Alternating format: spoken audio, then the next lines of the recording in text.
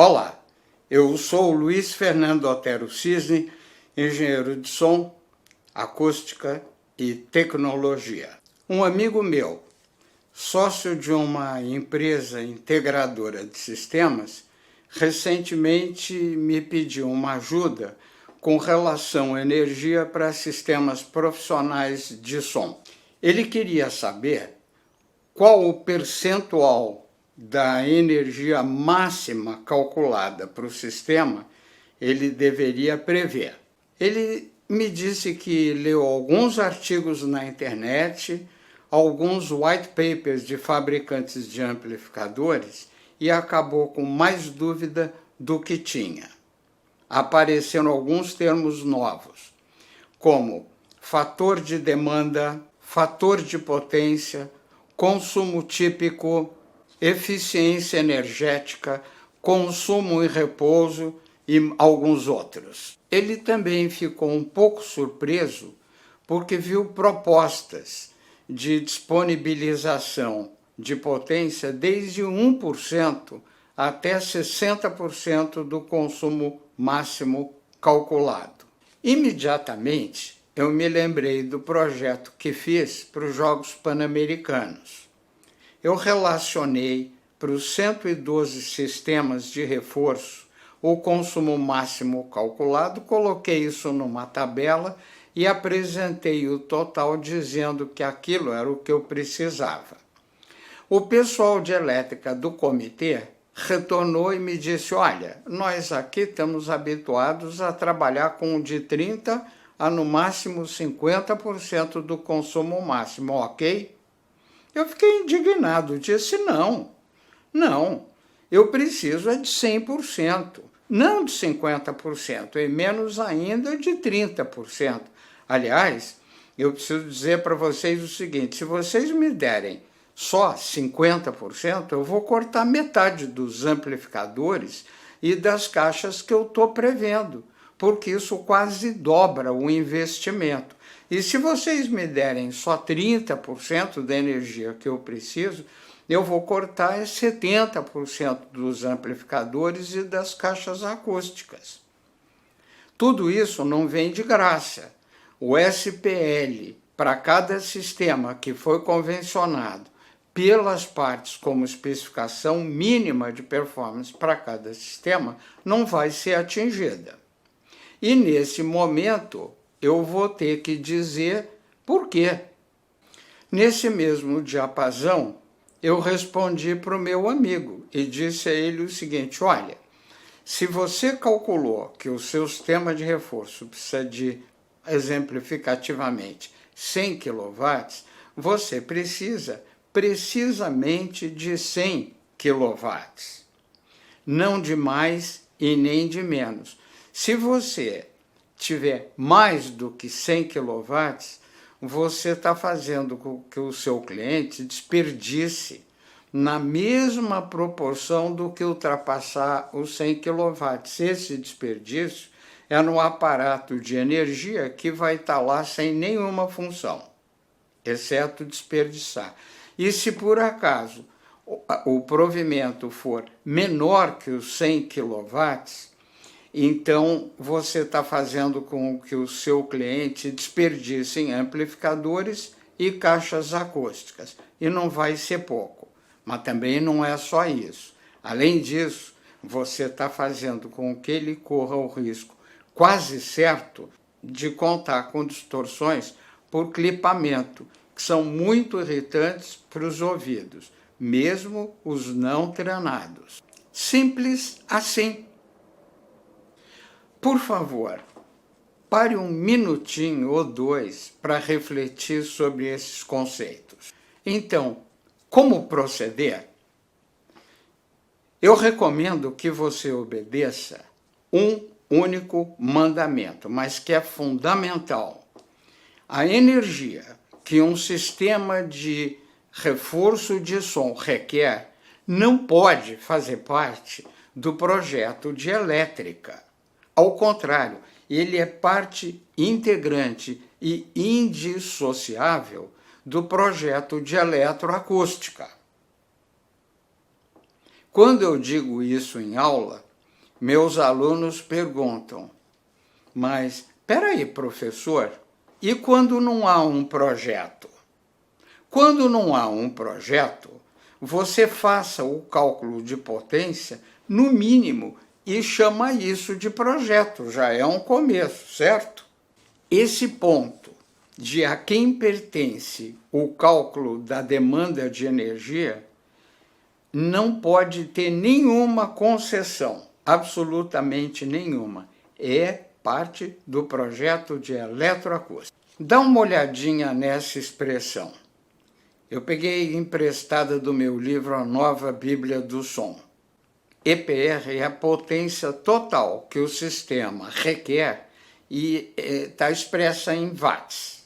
NPD é o nível de programa desejado, expresso em dB/SPL. É o nível médio de programa e já você vai ver como se define esse nível, esses níveis, com critérios técnicos. MPT é chamada de margem para picos e transientes. É um espaço que é dado a todos os picos e todas as passagens transientes que são inerentes ao programa. É um número expresso em decibéis e ele fica acima do nível de programa que você estabeleceu anteriormente.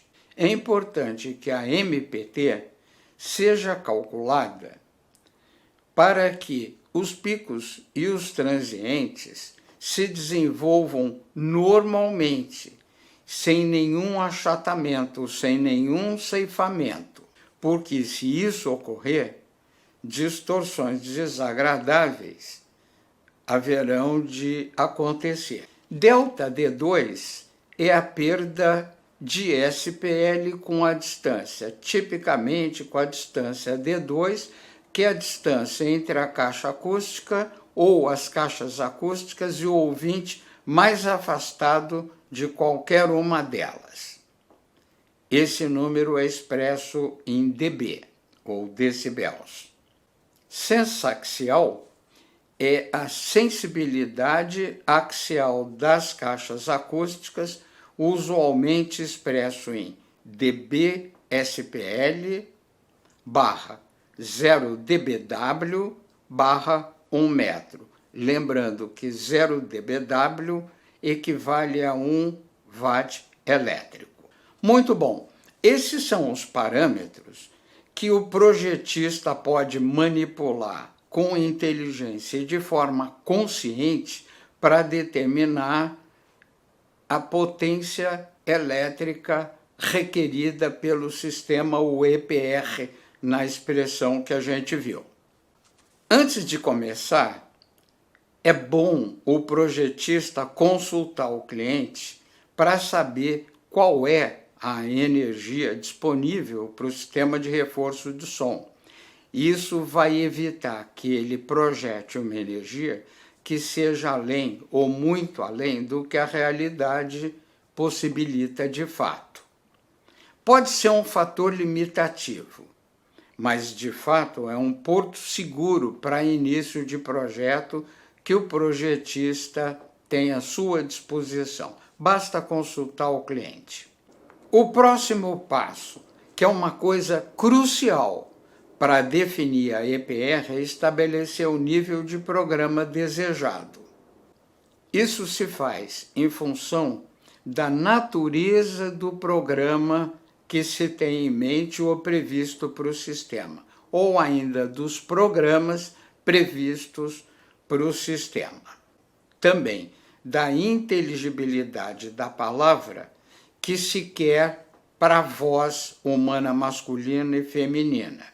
E, além disso, também o índice de claridade para a música independente do gênero.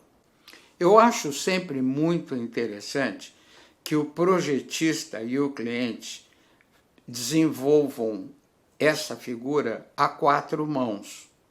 Isso é sempre muito bom, evita acidentes e evita coisas do lado do cliente como, puxa, eu não esperava por isso. Para maximizar a inteligibilidade da palavra e também o índice de claridade da música, é preciso que a relação sinal-ruído acústica seja no mínimo igual a 25 decibéis. Dá uma olhadinha nessa figura. Ela relaciona a distância entre o orador e a pessoa que o ouve num ambiente com relação sinal-ruído mais 25 decibéis. Dá uma olhadinha nessas retas, representando diversos esforços vocais. Isso tudo começa com uma voz muito fraca, quase um suspiro, e termina com um esforço vocal extraordinário. E esses são elementos que vão nos ajudar muito a determinar o nível de programa desejado para o caso de voz, evidentemente. Nota que a figura, ela define um limite, e esse limite está aí porque os nossos ouvidos também têm limites. Começa com um, que é o patamar de desconforto auditivo, e um pouco acima dele, o limiar de dor.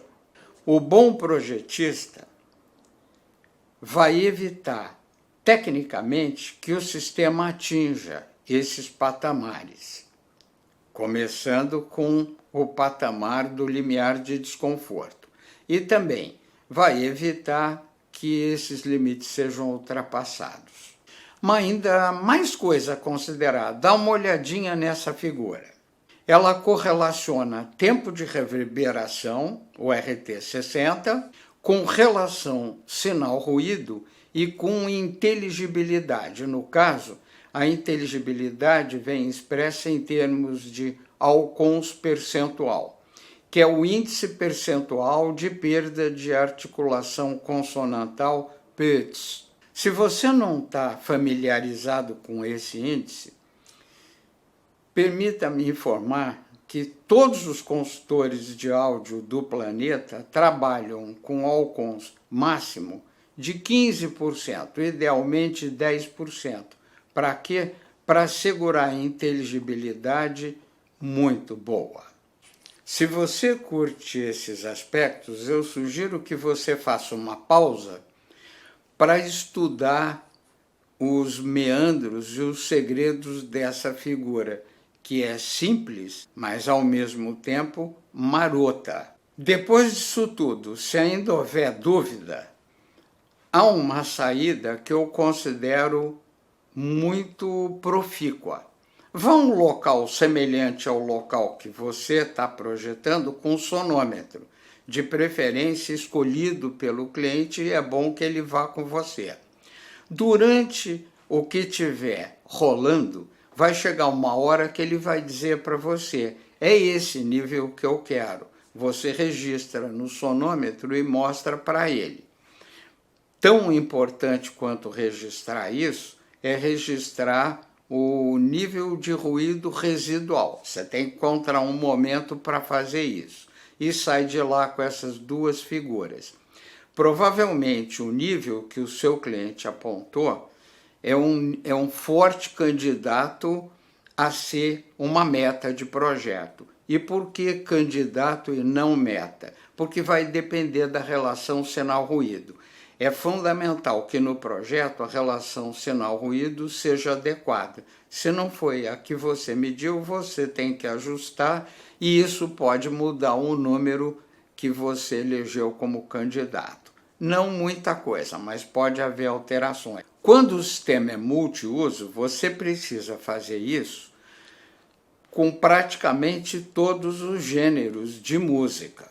Hip hop, rock and roll, música popular, pagode, axé, funk, blues, gospel, etc. E, de preferência, com voz masculina e voz feminina. Se necessário, vá a 2, 3 ou mais lugares com o seu cliente. Vale a pena. Isso chama-se critério. Se ao final de tudo você entender que há exagero, conversa com o cliente e tenta eliminar junto com ele, com a anuência dele, os exageros que você viu e apontou. Jamais deixa de pensar muito antes de definir esses níveis. Às vezes, isso tudo é muito trabalhoso, mas é um trabalho que você não pode evitar. Não há atalho aqui. Isto posto, vamos para a MPT, a nossa margem para picos e transientes. De longe, a maioria dos consultores no planeta usam uma MPT de 10 decibéis. É uma figura cabalística, dogmática, enigmática e mística, mas que resulta da experiência acumulada ao longo de muitas décadas por toda a comunidade científica do áudio. Então, é uma figura de respeito. Vou repetir, 10 decibéis. Em sistemas muito sofisticados, a MPT pode chegar a 20 decibéis. No outro extremo, sistemas muito modestos partem de MPT de apenas 5 ou 6 decibéis. Agora eu acho que você tem uma avenida bem larga para trafegar. As fronteiras dessa avenida definem para você um largo campo de manobra com o qual você pode lidar, além daqueles pontos de referência para balizamento. Com relação à MPT, jamais abra mão de critérios técnicos. Tenha sempre os cuidados essenciais que eu acabei de mencionar. Eu tenho quase que certeza que você já sacou que a definição da margem para picos e transientes é uma coisa muito séria. Vamos ver por quê.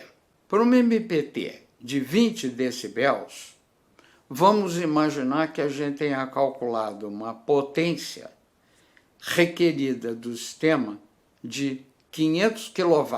Agora, se a MPT é 17 decibéis em vez de 20, a potência requerida cai para 250 kW.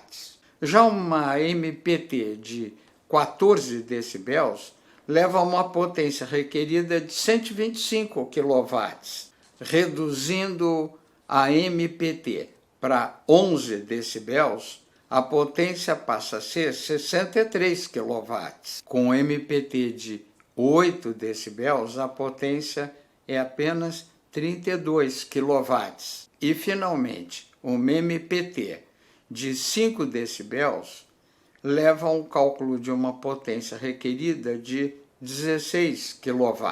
Coisa estranha, né? Numa piscadinha de olhos, a potência pode passar de 500 kW para só 16 kW.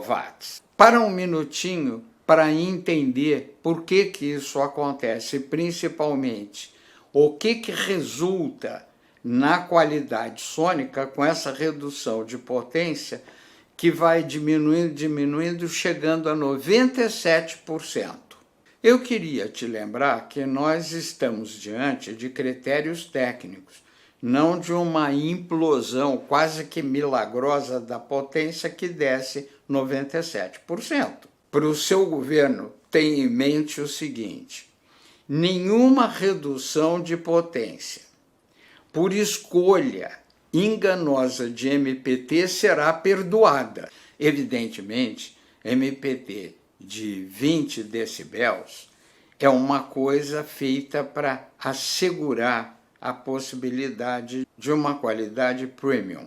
Por outro lado, MPT de 5 decibéis significa ter um resultado tipo chapadão, como o rádio, porque os picos e a média de programa quase que não tem diferença em termos de nível, é muito pequenininha.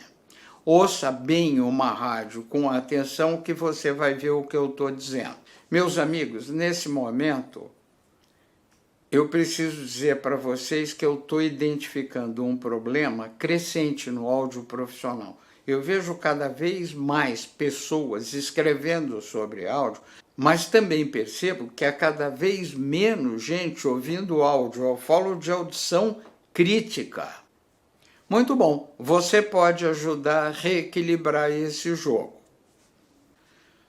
Usa o Audacity, que é um editor de texto sem custo, para ouvir programas com diferentes MPTs, que você mesmo pode produzir sem nenhuma dificuldade. Não tenha pressa nessa audição crítica e confie o resultado a seus ouvidos. Eles vão saber. Se você quiser, usa um caderninho do lado para anotar minúcias da sua percepção sônica a cada passagem. É uma coisa legal. Delta D2 é uma figura que dispensa comentários. A gente usa a lei dos inversos dos quadrados para calcular essa perda em locais abertos e Hopkins-Striker para fazer os cálculos em locais fechados. Por quê? Porque entra acústica e a perda é sempre menor no local fechado em relação ao que é no ambiente aberto. E tudo isso para quê? Para você compensar a perda e obter o SPL especificado no local mais distante da caixa acústica. A sensibilidade axial das caixas é outro fator fundamental para a definição da EPR. Analisa junto comigo para você sentir o empoderamento dessa etapa. Suponha que você tenha escolhido caixas acústicas com sensibilidade de 90 dB SPL a 0 dBW a 1 metro. E você calculou a EPR, 400 kW. Dia seguinte, você se depara com uma caixa muito parecida com a anterior, em todos os sentidos técnicos, exceto a sensibilidade, que agora é 100 dB SPL a 0 dBW a 1 metro. E você resolve recalcular a EPR, que é 40 kW, ou seja, 1/10 do que você havia calculado antes. Em termos de decibéis, 10 decibéis abaixo do que era aquela potência. Não por coincidência, os mesmos 10 decibéis que a nova caixa é mais sensível que a anterior. Então, a escolha da sensibilidade é um dos fatores com enorme influência para você controlar a EPR. Especialmente quando há limitações de origem, por exemplo, com o trafo de entrada. A estas alturas, deve estar claro para você que o cálculo de potência não pode fazer parte do projeto de elétrica. Tem que ser uma coisa exclusiva do projeto de eletroacústica. Inclusive, o uso eventual de compressão para você controlar a EPR. Eu recomendo extrema prudência se você for partir para essa traquenagem, especialmente o uso de taxas de compressão bem civilizadas. Por quê? Porque a conta sempre chega. É indigesta e salgada, e ela vem na forma de queda de qualidade sônica do sistema. Como assim? Outra coisa que você pode testar na prática é só partir para a auralização contando com os benefícios gratuitos do Audacity e você pode preparar um material que vai ser ouvido. Testes práticos com os ouvidos trabalhando para valer fomentam um indispensável balizamento aural que nos serve como referência. Na nossa profissão, nós precisamos disso como nós precisamos do oxigênio que respiramos. Uma vez que a EPR tenha sido definida, ela não pode mais ser negociada. E como eu disse antes, o percentual de energia entregue ao sistema deve ser 100%.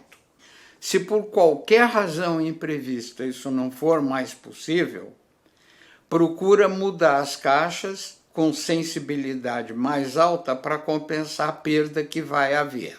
E se isso também não for possível, retoca o projeto e reduz a amplificação, porque já que você não vai ter o SPL que especificou como performance, você vai evitar prejuízos com amplificadores e caixas.